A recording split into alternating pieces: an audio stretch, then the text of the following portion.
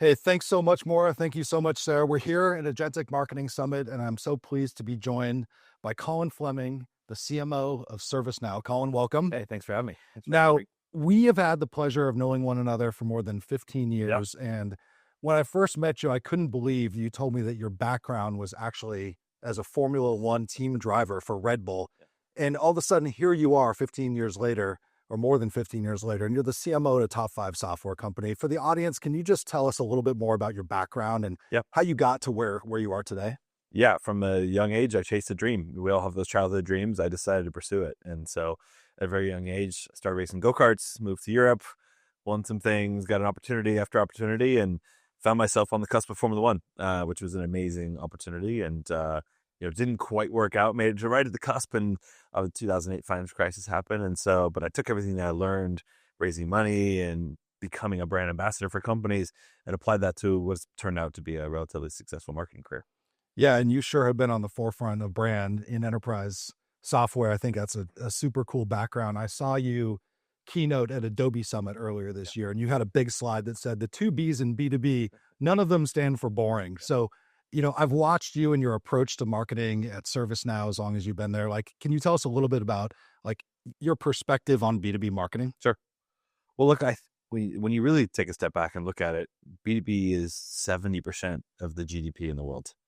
And yet, for some reason, the marketing comparatively has not been good or as provocative, as thought leadership oriented. And so for me, the kind of career progression for me and the career trajectory has been about challenging that status quo. Why Yeah. can't B2B marketing be just as good, be just as provocative, and just as business oriented as our friends in B2C? And so that's really what motivates me and my team on a daily basis.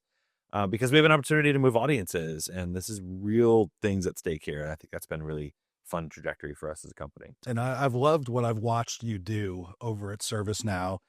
You've got Idris Elba Yeah. that is repping your brand. You're running Wall Street Journal ads that says you don't need AI agents.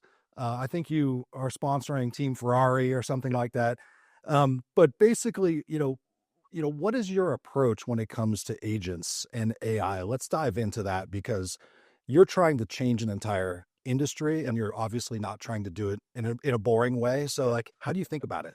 Well, it's funny because I'm both a consumer and a purchaser of agents, and also we are in the business as well. And so that headline you mentioned, it's always a good juxtaposition headline Yeah. because look, we're all going through this together. We're learning, we're adopting in real time, and the market is moving really, really quickly.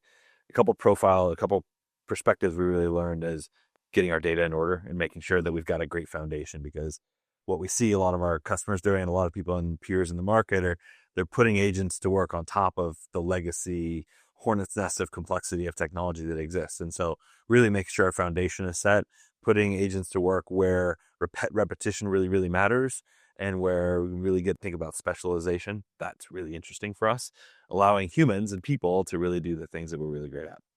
Well, they're the top marketer at a software company that delivers agents, and you're the CMO who's got to run a huge Yeah, organization.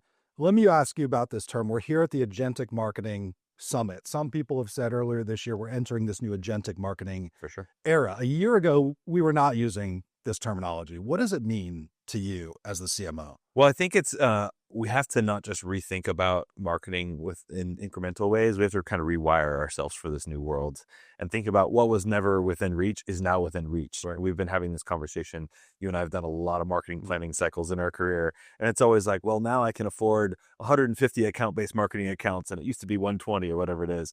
Now we think we can do ABM at scale. True scale. We don't have to think about those limitations. And so we almost have to rewire our brains in ways that we haven't in the past, which is a lot of fun. We have to think about our data repositories, and almost data becomes almost the golden asset for marketers. We haven't had that thought in the past. And so really rethinking every aspect to allow the creativity in humans to come out, the opportunity to come out, and really enable agents to handle the small stuff so we can focus on doing the big creative stuff. So let me double click on something you just said, which is finally we could do ABM at scale. Yeah. Explain to the audience, like, what do you mean when you say that? Well, it's always been a limitation on, we can handle, let's say, that 100 accounts that we've been able to fund and resource and articulate against and really be thoughtful about. But agents take away those mundane tasks that stood in the way of us scaling. So now we can think about building out the right buying group audiences, articulating messages in personalizing ways at true scale. And those things are not within reach. And so the question inside the four walls of ServiceNow, and I'm sure you're thinking about this as well, is how do we unshackle ourselves from the burdens of the past and really have an opportunity to think at true scale? And so I do think persona targeting, segmentation, data, things like this have never been as within reach as it is today. And that opens up all kinds of opportunities. I think 15 years ago, we were in a marketing laboratory together and we said the word one-to-one personalization, right? And that's kind of Still waiting for that moment. like the mantra of our industry for so long. And finally, we kind of are at this moment where you actually can have one-to-one personalization at scale, like pretty crazy. What do you think are the biggest challenges as organizations shift from we're all shifting from a traditional marketing model, a traditional marketing tech stack, traditional marketing people, and now we're in the agentic marketing era. What pitfalls do you see out there, or even the struggles you've had internally kind of transforming your organization? What advice do you have for other CMOs? Look, I think a couple of things are true. We know the average company has 367 different applications inside the organization. And what we see a lot of vendors and a lot of companies are doing, they're just dumping agentic technology on that existing tech stack without regards to thinking about, how does my data sit? Is my data in the right foundational order? Do I have the right partners? Not just my existing partners, but do I have the right partners to think about this going forward? Am I betting on the future? So I do think that I see a lot of companies getting in trouble just almost exasperating the hornet's nest of complexity we talked about. So it's about simplifying the tech stack, really thinking about what really matters, and prioritizing outcomes, not use cases. So many times I see marketers think about, I've got 17,000 agents in my tech stack. That doesn't mean it's successful. We've actually seen success by reducing our agents, choosing the right partners like Qualified and things like this to really help us scale, make sure the data is in order for it to have the right amount of context along the way. And it's that fundamental, that foundational layer that really enables success at the agentic layer. Okay, so you just said it's about outcomes, not agents. I think we went through a period of time earlier this year where marketers, I think we were proud to say, oh, we put this agent into production and chalk up a win. But as you do that, ultimately, it's not about just putting some agent into production. It's about where can you get the most value as a business? What are the outcomes I can drive for the marketing organization? Let me pivot a little bit, because as you told me that story, the Wall Street Journal ad that you ran said, you don't need AI agents. And it was a full page ad. I think we can probably pop it up here on the screen. And, can you expand a little bit more on the ServiceNow philosophy about how agents do work, but humans also do work, and the creativity that humans bring and freeing up humans to actually do what they do best? Can you tell me the message behind that ad? It was super provocative, but what's the message? Yeah, a couple things. One is we saw the agentic direction. Too much of the conversation was going towards job replacement. And it was almost like people at odds with agents. And we think it's both. We think the agents are there to help tackle the mundane, to sweat the small stuff, so humans can focus on what they're really great at. And I look at that, and I look at our job as CMOs is to find the DNA of the company and put a big spotlight on it. And at ServiceNow, from literally day one, when Fred Letty founded the company, it was putting whatever technology it was to work for people. And I think about that 20 years later now, and we find ourselves in this position to be able to put AI to work for people, not just to put AI to work and move people aside, but to do it with them. And I do think that humanity that goes into the work to enable us to bring more joy into our career, into our lives, bring more joy into the work, we think is an unbelievable opportunity for us. That's the business we want to be in. And too many of our peers and maybe even competitors, we're talking about job replacement in almost boastful ways. We don't think that's the path forward. We think that the unique differentiation for companies and the story we want to tell is we've made Craig or Colin, whoever, better at their jobs and able to free more time up for them to be creative and to be innovative. We think that's the unlock that we wanted to do. And so we put a big spotlight on it with a big juxtaposition headline, and it worked. And especially what humans can do in marketing and in creativity, that's where we shine. We're not there, right? Yeah. So you also had this recent LinkedIn article that said, so what comes after the funnel? And you were describing the changing landscape, the next evolution of marketing teams. What do you see as the next evolution of the funnel? As my career has grown, I've become really a student of how people buy in B2B, like really transactionally, scientifically, emotionally. How do people approach a business to business transaction? And what I learned in that process was we've been measuring it the wrong way the entire time. We've been measuring some linear form against a lead form fill that turns into a lead that goes to an SDR that goes. And when you really look back and take a step back, it doesn't work in that way at all. In many cases, there's 22 members on average of the buying committee. The short lists have gotten shorter. We now have only on average 3 members of the short list. If you're not part of that initial consideration set, you're not getting bought. So the role of marketing has moved way up funnel from where we thought it was to be almost like this mental availability inside organizations. And so it's shifted our focus towards it's a more complex story. But this idea of buying groups and buying group engagement makes sure you have both the obvious buyers and the hidden buyers. Those things are becoming more and more important. And so we've decided to point our attention away from a linear transaction into really a full featured representative picture of what the buying group should look like and how they're engaging with us. And that's account-based marketing. You and I were talking at a conference earlier this year, and you were saying, like, like it's not my job to just take a lead and turn that lead into a booked meeting for an account executive. My job is to warm up the entire buying group, the buying committee, the people that are going to be involved in making that decision, and then hand that on a silver platter over to sales. Yeah, right. We call it our bingo card. We're actually looking, do we have representative engagement from the right volume of people? And we know through 20 years of business history who the influencers are, who the actual economic buyers are.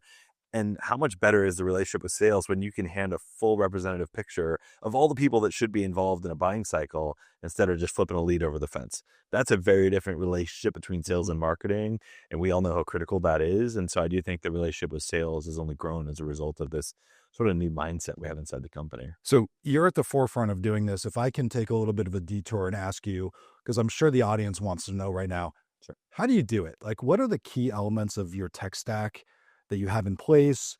What's kind of coming, down the line? How are you putting this all together? I'm sure you've got kind of the traditional stack, but you might have some secret sauce in there too. Sure.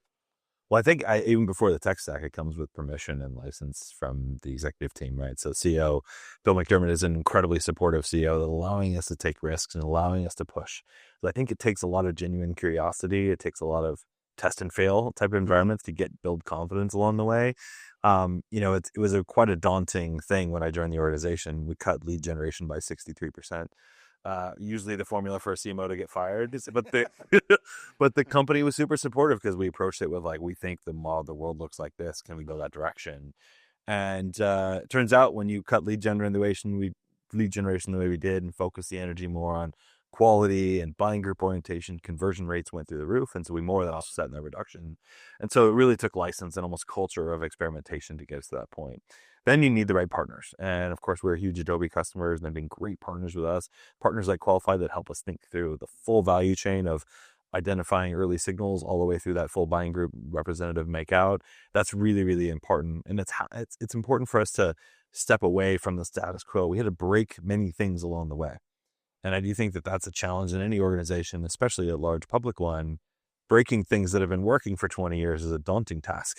And so going back to the culture and building a culture of experimentation, building an opportunity to really rethink the way that things have been and set right the future, I think has been really, really the representative picture. But the thing we've learned along the way, and I keep going back to this because it's important, don't forget the small fundamental things. That foundation is so critical because if you don't have your data in order, you're not really thoughtful about what the end game is. The agentic layer on top of it doesn't really scale. Yeah, you've mentioned data more than a few times now in this pretty quick conversation. Obviously, that's super important. You've been in this role now for how long? 18 months. 18 months. And, I look at it from the outside and say, like, Colin is a mover and a shaker. You've done things with the brand. You've changed the technology stack. You've changed the strategy. And it's not that things that necessarily weren't like going in the right direction, but you kind of came in and had your unique perspective on ServiceNow and how you guys were going to grow the business, which I just want to commend you on. Super, super impressive, by the way, especially as we're going through this period of time.